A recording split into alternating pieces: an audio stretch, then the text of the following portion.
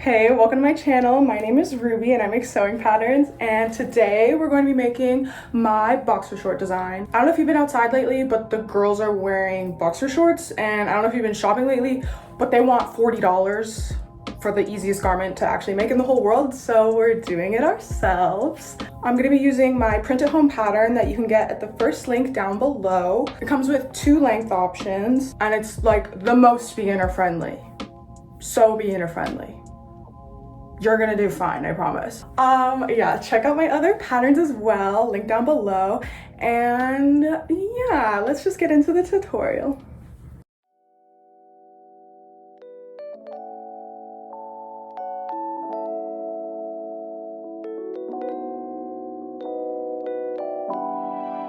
The print settings for the pattern are scale 100% and double-sided off.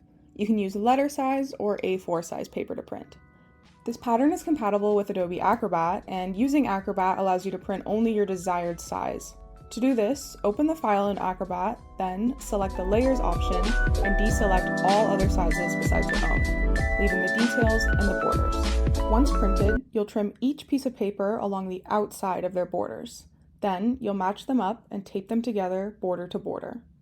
Once they're all taped together, cut the individual pattern pieces out in your size. You'll have a front and a back piece. Now take your fabric and fold it so there's 2 layers of fabric. Take your pattern piece and place it with the grain line parallel to the selvage. Your selvage is the uncut edge of the fabric, as opposed to the cut edge.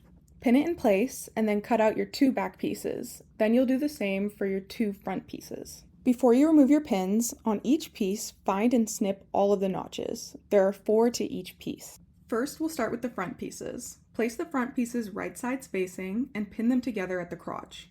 Then, you'll stitch them together along the crotch using a 3/8 inch seam allowance. To reinforce the stitch, 1/8 of an inch away from your seam, repeat the stitch parallel to the first. Now, either finish the seam with your serger or an overcast stitch, like a zigzag stitch on your sewing machine, to prevent the fabric from fraying.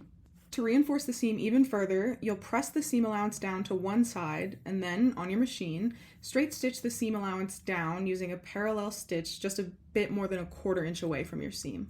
Now repeat all of those steps for your 2 back pieces. But when you're pressing the seam allowance, press the crotch seam allowance so it continues in the same direction as the front. Next, you'll take your front piece and your back piece and place them together right sides facing. Then you'll pin them along the side seam and sew them together at the side seam using a 1/2 inch seam allowance. Reinforce the stitch and finish the seam using your serger or your zigzag stitch. As you did for the crotch seams, you can press the seam allowance towards the back piece and stitch the seam allowance down parallel to the seam about 3/8 of an inch away.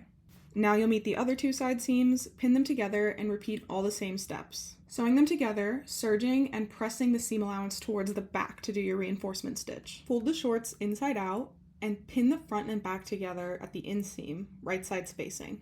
Be sure to line up the front and back center seams and then stitch the inseam together using a 3/8 inch seam allowance. Finish the seam with your serger or zigzag and press the seam allowance towards the back.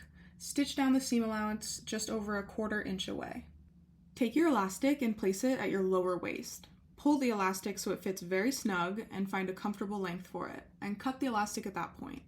Take your elastic, fold it in half, and mark the center. Now bringing the ends to the center, you'll find the 1/4 marks on both sides. Now take your shorts and place one end of the elastic at the center back of your shorts on the inside, so the wrong side, and pin it or clip it in place there. Now take the following 1/4 mark and place that at the side seam. Place the center mark of the elastic at the center front of your shorts. Place the other 1/4 mark at the other side seam. Then place the other end of the elastic right next to the first end of the elastic. To ensure the elastic doesn't move when you're sewing it down, I prefer to baste each of them in place where they've been pinned. Starting with the ends, I take one off and stitch the other in place using a regular straight stitch back and forth. Then I put the other end back and do the same for that end. Then I do the same at the 1/4 mark on the side seam, at the center mark on the center front, and the other 1/4 mark on the other side seam. Now, using either your zigzag stitch or your serger, you'll pull the elastic from both ends while you stitch it to the fabric along the edge in a full circle all the way around. If you're using your serger, be careful with the blade because some kinds of elastic will not work if you've cut them, so the blade might ruin it for you. Then we're going to fold the elastic under like this. With it folded under like that, you want to stitch it down at its edge, the edge right there. You can use a zigzag stitch. I use a really narrow one, like a 1mm zigzag stitch. At that top edge, you want to make sure the fabric is always flush against the elastic. Here's another look at how to do it. You're folding under, keeping the elastic flush against the fabric, pulling as you go, and stitching all the way around. Your waistband should look something like this, depending on your elastic size. You have two options for the hem of the shorts. The first one, you just serge or zigzag stitch all the way around on both legs, then fold them inside out and press the hem up a 1/2 inch on both legs. Then on your machine, you'll stitch up the hem using a 3/8 inch hem allowance. Your second option for finishing the hem is to completely skip zigzagging or serging the edge and pressing it up a 1/4 inch, then pressing it up again a 1/2 inch. Then you'll stitch it down using a 3/8 inch hem allowance.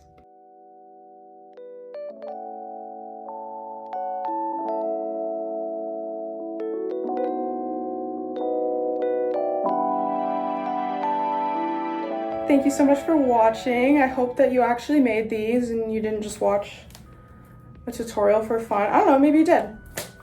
Maybe you did, and I hope you enjoyed that. Okay, well, like and subscribe because you love me. Thanks so much. Bye.